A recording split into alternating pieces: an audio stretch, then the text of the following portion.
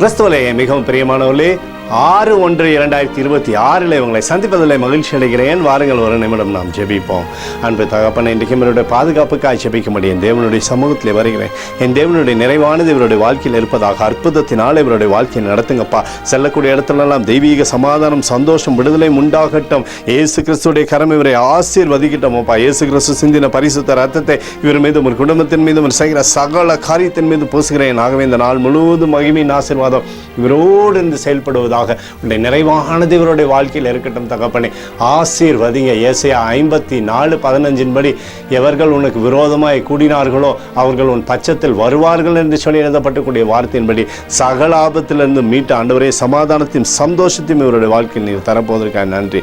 இயேசுவின் நாமத்திலே ஒப்பு கொடுத்து ஜெபிக்கிறேன் நல்ல பிதாவே, ஆமென். பிரியமான ஜெப பங்காளரே, ஒரு நிமிடம் நம்ம இந்திய தேசத்திற்காகவும் ஜெபிப்போம். அன்பு தகப்பனே, 6/1/2026 இந்திய தேசத்திற்காக ஜெபிக்கும்படியாக உம்முடைய சமூகத்தில் வருகிறேனப்பா. தேசத்தை உம்முடைய நன்மையினாலே நீர் திருப்தியாக்கும்படியே ஜெபிக்கிறேன். தேசத்திலே சமாதானமும் சந்தோஷமும் விடுதலையும் கிருபையும் நீர் வைக்கும்படியாக ஜெபிக்கிறேன். தேவனுடைய மகிமையின் பிரசனத்தினால் நிரப்புவீராக. ஆண்டவருடைய கரம் தேசத்திலிருந்து சமாதானத்தை கொடுக்கட்டும். எங்களுக்காக அடித்து நொறுக்கப்பட்டுக்கூடிய இயேசு கிறிஸ்துவும் அவர் சிந்தனை வெளியேறப்பட்ட ரத்தத்தை வைத்து ஒப்பு கொடுக்கிறேன். அத்தோடு இந்திய தேசத்தில் எழுப்புதலை தரும்படியாக ஜெபிக்கிறேன். எழுப்புதலை தருவீராக, எழுப்புதலை தருவீராக, எழுப்புதலை தருவீராக. எழுப்புதலை எங்கள் கண்கள் பார்க்கும்படி நீர் ஆசீர்வதிக்கும்படி ஜெபிக்கிறேன்.